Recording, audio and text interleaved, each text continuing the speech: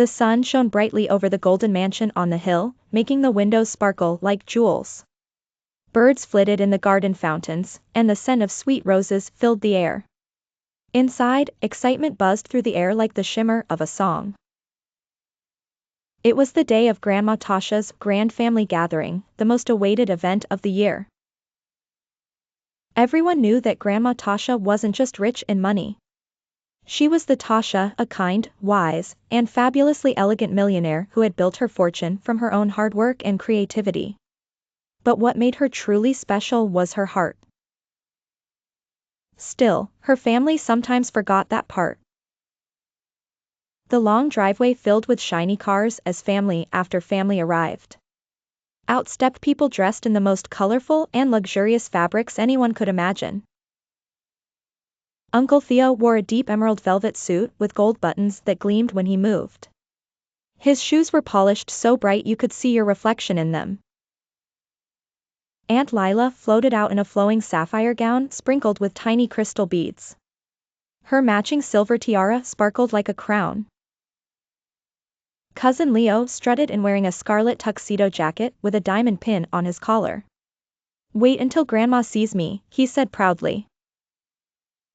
Even the twins, Max and Mila, wore matching ruby coats with gold thread trim and little gemstone buttons shaped like stars. And then came Ava, Grandma Tasha's youngest granddaughter, in a soft rose-pink dress with tulle layers that danced around her feet. Her eyes glowed with excitement. The moment she saw her grandmother waiting by the marble staircase, she ran to her. "Grandma Tasha!" Ava squealed, wrapping her arms around her. Grandma Tasha laughed, her voice warm and musical. Her royal purple silk gown shimmered as she knelt down to hug her granddaughter. Her diamond bracelets jingled softly. "Look at you all," she said, beaming at her colorful family. Like a living rainbow of happiness. The grand dining hall looked like something from a fairy tale. The chandeliers dripped with crystals that scattered light like stars. The long table was covered with silver cloth, sparkling plates, and golden cutlery. At the center sat a 10-tier cake covered in white icing, gold flakes, and pink sugar roses. The air smelled of chocolate, honey, and caramel. As the family gathered around, laughter filled the hall. But soon, that laughter changed. "Look at my new watch," Cousin Leo bragged, holding up his wrist so the light caught the diamonds. "Oh please," Aunt Lila said with a laugh. "My necklace cost twice as much." Uncle Theo puffed up his chest. "Well, none of you have shoes custom made in Italy." Even little Mila giggled, saying, "My hairpins have real diamonds." The room sparkled with pride, but not the good kind. Grandma Tasha sat quietly at the head of the table, her smile soft but thoughtful. She waited until the chatter slowed, then gently tapped her crystal glass. Ting. Ting. Ting. Everyone turned to her. "My beautiful family," she began, her voice calm and graceful. "You all look magnificent tonight.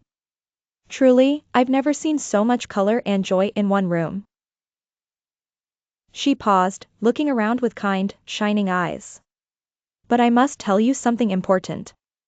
You see, I've spent many years collecting treasures, pearls, jewels, gold, fine clothes. And I used to think that made me rich." The family leaned closer. Even the twins stopped whispering. "But then one day," Grandma continued, "I realized that all those things, those shiny, glittery things, can be gone in a blink. One storm, one mistake, one moment, and poof. They vanish. But there are treasures that storms cannot take." She smiled gently at Ava, who watched her with wide eyes. "Real treasures," said Grandma, "are not found in banks or safes. They are found in the heart." With a twinkle in her eye, Grandma Tasha called her butler, Mr. Roland, who entered carrying a velvet tray filled with tiny silver gift boxes, one for every person at the table. Please like, share, and subscribe to my channel. Bye!